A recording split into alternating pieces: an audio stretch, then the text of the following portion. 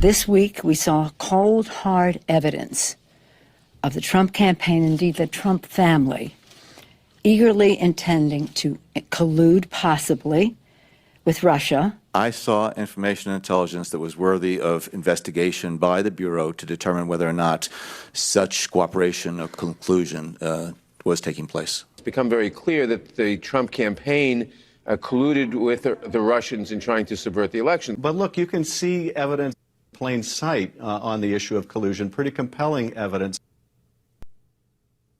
Joining me now, my friend Mike Cernovich. He is the maker of the movie Hoaxed, which you really need to see if you want to understand the sky is green theory in film form. He put that out there a long time before I came up with that ham-fisted theory. Also, go subscribe to his Substack. Mike, okay, look, you're not surprised. I'm not surprised. This is all stuff you knew long ago. So what do we do with that, Mike? Everybody watching us right now knew this. This is information we knew, and now it's on paper. What are we supposed to do with all this today? Right, that's the question that leads people to do what they call Fed posting, where you say things that only a federal agent would say in an effort to incite and frame people. But that's where a lot of people, unfortunately, are wondering. They're wondering, like, what do you do now? You vote, you get a Republican majority. Okay, you make it happen. You elect Trump in 2016. You make it happen. General Flynn, felony. Roger Stone, felony over nothing. Papadopoulos. By the way, Papadopoulos, I think, was the most unfairly targeted person, because when I first researched his case, I thought I wasn't understanding what he was charged for. I go, this can't be right. The FBI claimed that Papadopoulos committed obstruction of justice because he misremembered a meeting and said, oh, I met this guy in June, but the meeting was really in July. And I remember reading that and I go, this possibly can't be true. I'm reading it wrong. Tired, had a long day, new kid, whatever. No, that was the case. So the DOJ and the FBI, which are nothing more than a Stasi, by the way, since we're talking movies, other than Hoaxed, The Plot Against the President, a book by Lee Smith, who I think you know well, and then the movie, if you go watch The Plot Against the President now, it's like, wow, how was that released in 2020? That came out, and then The Lives of Others, about the East German Stasi, and I know that's something. Have you seen that one, The Lives of Others? Highly recommend people watch that to understand where we are. Because as you've said before, I've said before, we both like history, both like the rabbit holes. Anyone talking about the fall, it's like the fall of Rome. No. It's like the takeovers by the Bolsheviks when they slaughtered the czars and they put people in camps. It's like East Germany. We don't have an FBI, we have a Stasi. We have a domestic spying apparatus that persecutes their political enemies and doesn't actually solve real crimes. They create crimes. And that's a long way of saying, well, where are we? Well, I'll tell you where we are. This is going to upset a lot of Trump people. I lost friends, opportunities, the ability to hold seminars and venues because we would get threats. My life completely changed because I helped get Donald J. Trump elected in 2016.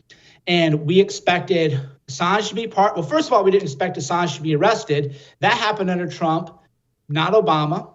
Okay. We wanted the JFK files. We wanted the Martin Luther King Jr. files. There were a lot of things that we wanted. We wanted the Swalwell FBI report into him and that spy, because Swalwell claims, well, nothing happened. Well, great. Let's see that FBI report. Let's find out if you went to the hotel room, as many people have allegedly scaled from it. So Trump didn't do it. So when people go, oh, what do we do? We're so mad they did this to Trump. Okay, well, that's great. I lost a lot of life because getting him elected, and I'm glad I did, because morally we stopped World War III with Russia, which was always a game plan under Hillary. So I'm not no pity party for me. But the question would be for all the Trump supporters who asked this is, what Donald J. Trump do with his 4 years, right?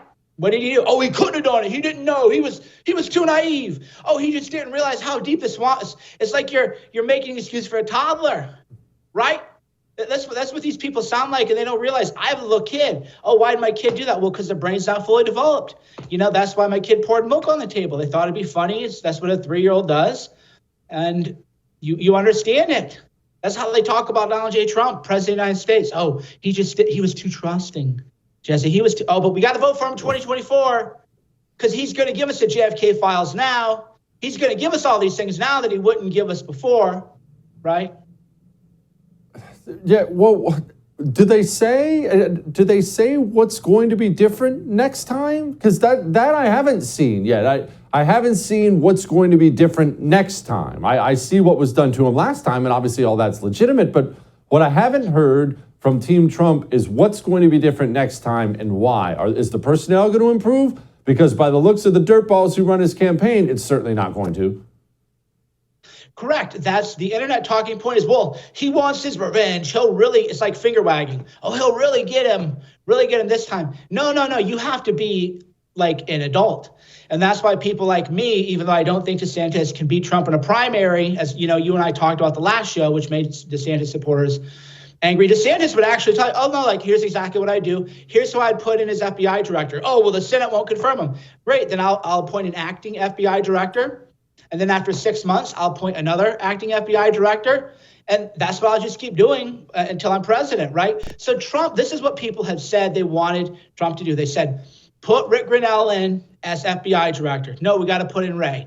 Why? Senate won't confirm Grinnell. Okay. Then you get an acting guy to get stuff out. And then you remember Rick Grinnell went in at DNI and got all those congressional hearings about Russiagate unclassified. And then every one of those interviews, by the way, this is Samantha Powell and all these people. You and I, we talked about that a few episodes back. They all said under oath, well, he did what he was with Russia. Well, how do you know? Well, we saw it on CNN. And they go, okay, but do you have any actual intelligence? No.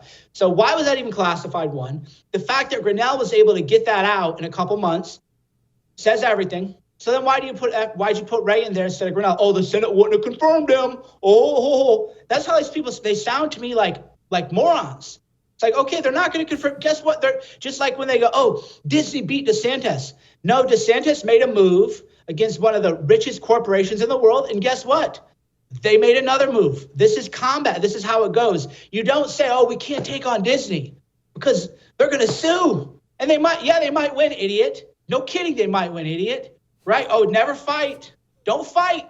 You know, the Senate might not confirm them. The enemy might actually get a vote, and then you might have to reply to what the enemy does. Just don't fight. Just lay around, and cry all day. So when they say, Jesse, what do we do now? When they start talking like little Fed posters, I said, well, you tell me, because you want to vote for Trump again, and I know what those 4 years were like, and I know what he didn't accomplish. So you tell me then what we're going to do. How's it going to be different with Trump? And of course they can't. It's going to be different. We promise. Just like your ex-girlfriend who you come in and you see with a guy. Oh yeah, when that was just a mistake. It was a one-off, next time it'll be fine. Gosh, it's so true. Man, Mike, this sucks. Okay, what's the path forward for normal people, Mike? I have no faith in the presidency whatsoever anyway. This country can't be saved from the federal government. That's my opinion, not yours, but that's my opinion. So what do normal people do, Mike? They're pulling their hair out today. They look at all this stuff. They want it to stop. They don't want to live in East Germany. They do. What do they do? Well, it's up to us. You tweeted about this and you made so much sense that I actually learned from you. And I'm so smart, I don't learn from anybody. And you said, why is Oklahoma putting in idiots like Thune? Why are these rural Republican deep red areas where you could win the Senate, where you could put in a real fire breather? Why are you putting in senators that vote to approve Garland? Right? So the way forward is let's have a little accountability here. Let's stop. Well, what are people doing? Yeah, if you're in Oklahoma, South Dakota, North Dakota, you can put any Republican in the world you want in there. And you're putting in goobers who are going to confirm Christopher Wray and Merrick Garland, and that would block any kind of real investigation or impeachment against various officials. So don't tell me, oh, voting doesn't matter. You don't have to elect these idiots. You don't have to, right? So voting does matter. It's my favorite campaign I've done, Mike, that you voted for this campaign. I look at these red states like mine, like Texas. Why is John Cornyn a senator from the state of Texas? That's pathetic. And last primary, he got 76% of the vote in the last primary, John Cornyn did. Don't look around Washington, D.C., Texans. We're the ones sending these losers back there. Anyway, Mike, I'm not going to go off on this. Mike, appreciate you, brother. Always a pleasure. Be well. It's true. These red states, not good enough. My own state, I'm pointing fingers at me. Not good enough. The biggest losers in the Senate, like you just said, James Langford in Oklahoma, Thune out of Dakota. What? Cornyn, Texas. Both senators from South Carolina are red states. Got to change it. I have great news. If you enjoyed that, I have a YouTube channel you can subscribe to. Whatever I do, it'll be right there on YouTube. So go subscribe today.